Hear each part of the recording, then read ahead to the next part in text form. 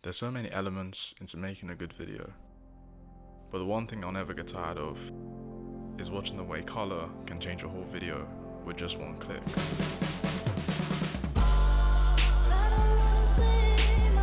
So here's a crash course in color theory and how to color grade like a pro. So a great color grade is made of different factors. It's a very good non-verbal way to tell people what they should feel when they're looking at an image. Happy, moody, warm, cold, or even nostalgic. So usually I shoot in Sony S-Log2. It's a picture profile that captures and retains the best information and basically offers the best flexibility when it comes to editing. So before you even start, the clips have to be exposed well, meaning the lighting needs to be really even and the clip can't be too dark or too bright. This is so we can get it to a look that's called Rec 709. It's basically the starting point of all clips and it's what we see with our human eye.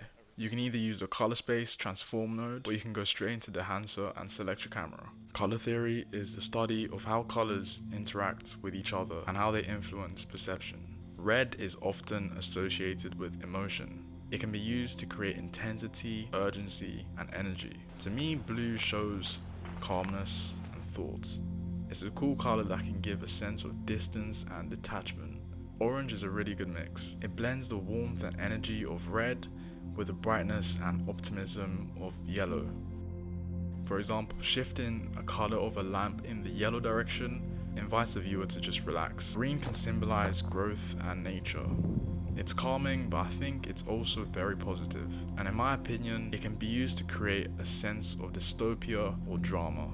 Black and white or noir is technically not a color, but their use in color grading can really drastically change the tone. Black and white images can really just evoke nostalgia. So what are the elements of a good grade? Good skin and realistic tones. I use a qualifier to get a good reading on the skin in the image, and I tend to either add some orange or add the red to balance the skin. A good grade has an intentional density of colors. By that I mean some grades look very desaturated and some grades are very rich and saturated. Me personally, I prefer the vibrant look, so I usually do a little trick. I convert the color space into HSL and I try to dial in the luminance as much as I can without the image starting to break down. Curves are a very powerful way of controlling the contrast on an image. For me, it's very important to add an even S-curve. It makes sure my shadows are dark and it makes my highlights brighter.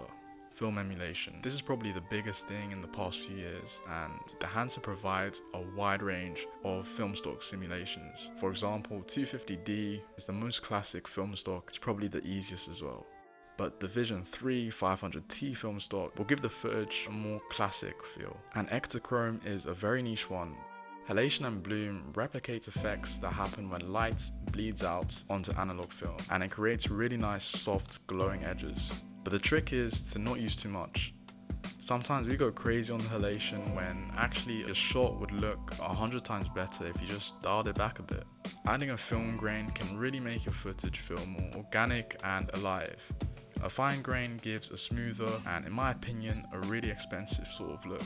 The heavy grain creates a gritty and raw texture. Color grading is not just about creating a visually appealing image. It's really a storytelling tool, and that's the difference. The difference between a good video and a really immersive experience. Sometimes it just comes down to the color.